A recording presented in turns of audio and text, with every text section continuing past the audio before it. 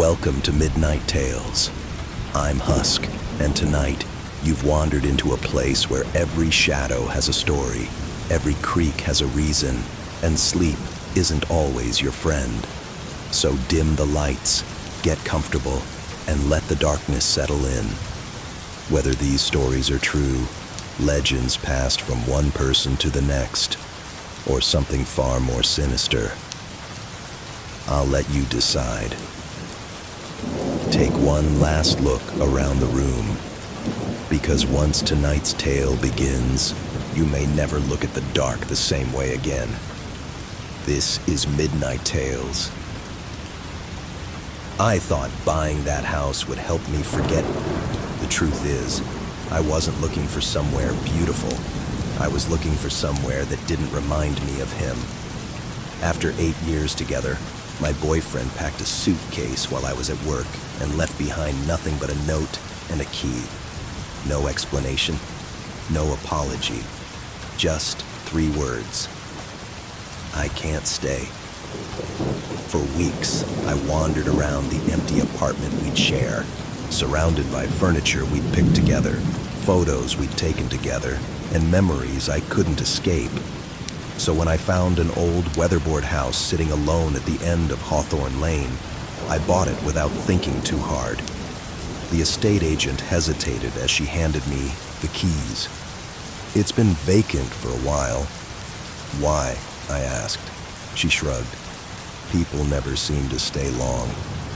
I laughed. I've had worse roommates. She didn't laugh back. Moving day was exhausting. By sunset, I'd only unpacked half my boxes before giving up and collapsing onto the couch with a takeaway pizza. Outside, the pine trees surrounding the property swayed slowly in the wind. There were no nearby houses, no traffic, no voices, just silence. For the first time in months, I slept. At least, I thought I did. A loud bang jolted me awake. I opened my eyes. The television was off. The room was completely dark.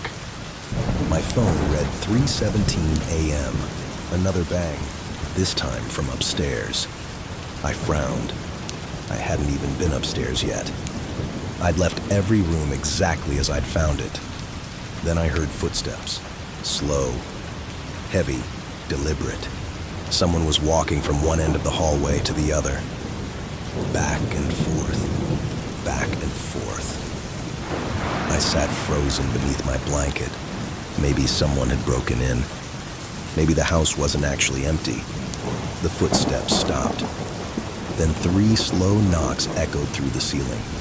Knock, knock, knock. I grabbed my phone and called the police.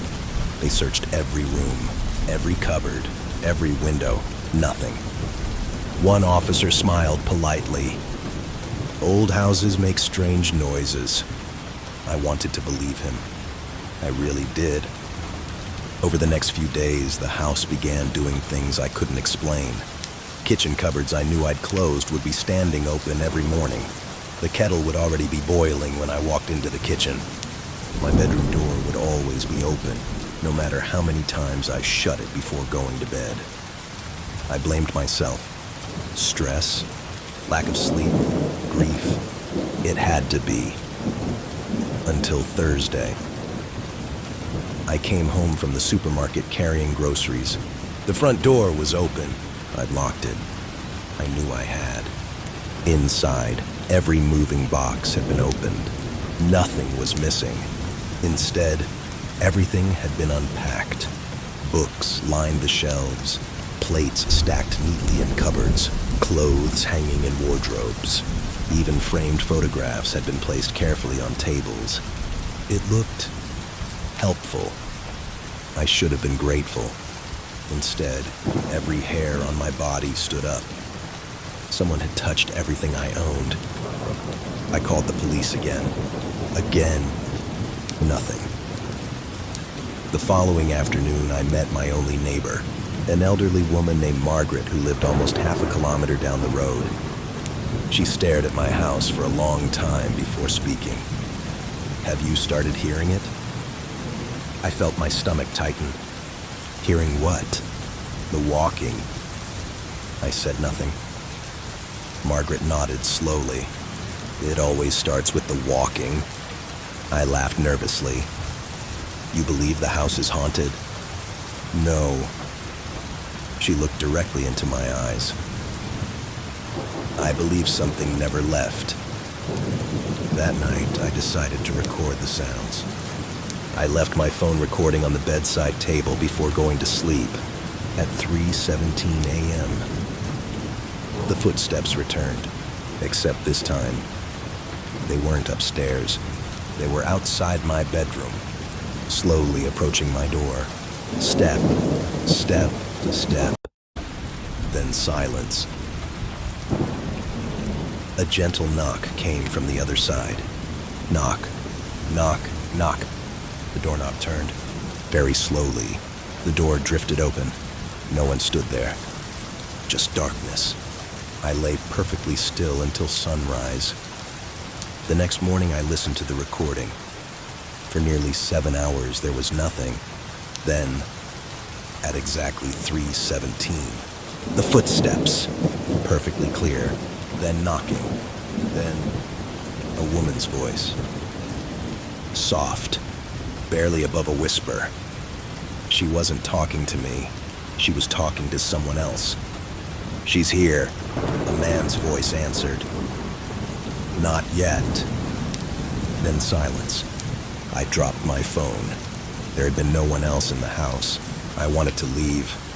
I packed a suitcase, loaded my car, started the engine. It wouldn't start. The battery was dead. Roadside assistance arrived. The mechanic frowned. Battery's fine. What? He climbed inside. The engine started instantly. He smiled. Works perfectly. As soon as he drove away, it died again. That afternoon, I searched the entire house. I wasn't looking for ghosts.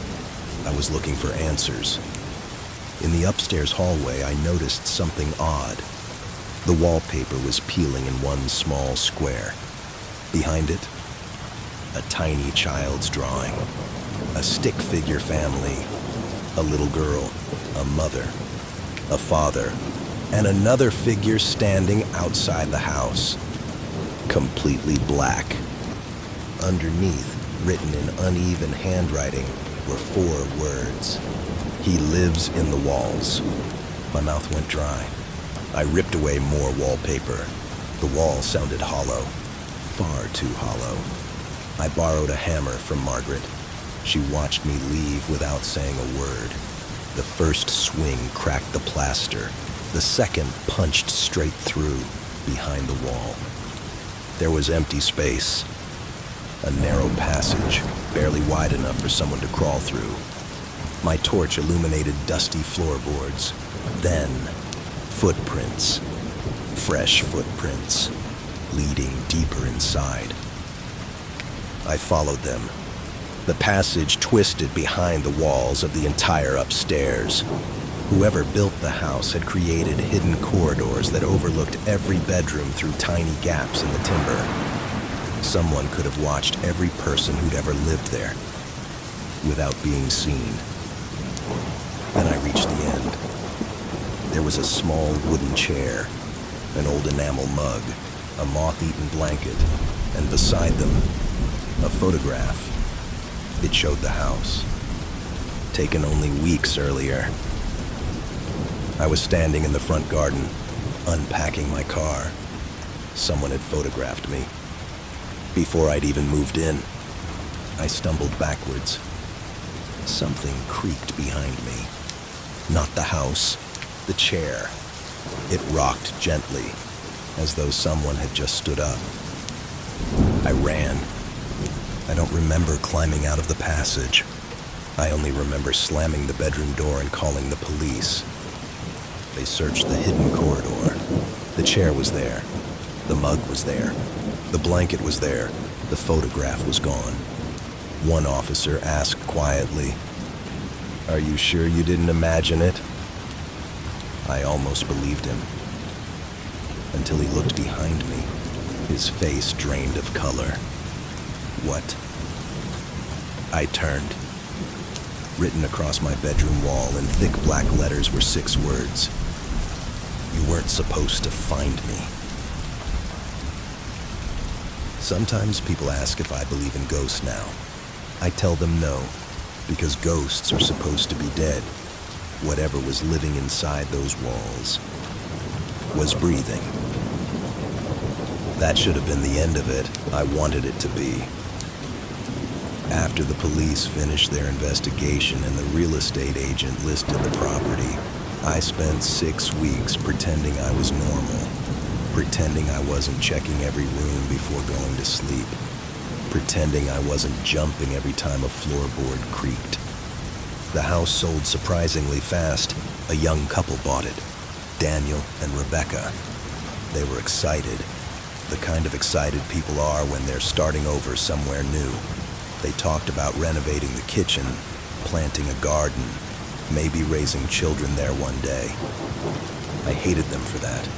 Not because they'd done anything wrong, because they still believed the house was just a house.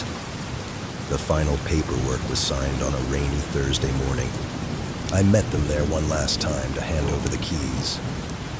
The place looked harmless in daylight. The weatherboards were freshly painted. The windows sparkled. Birds chirped in the pine trees. Standing there, it was almost possible to convince yourself none of it had happened. Almost.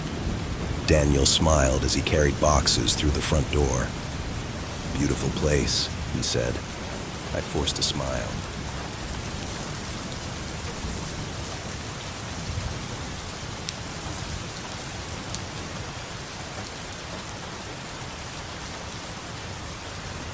The night is growing quiet, and our story has come to an end. Thank you for spending part of your evening here with me. If you enjoyed tonight's tale, consider subscribing to Midnight Tales and hitting that bell icon so you don't miss the next journey into the darkness. Until we meet again, keep a light nearby. Not because it will keep the darkness away, but because it might help you forget what you heard tonight. I'm Husk. Sleep peacefully, and good night.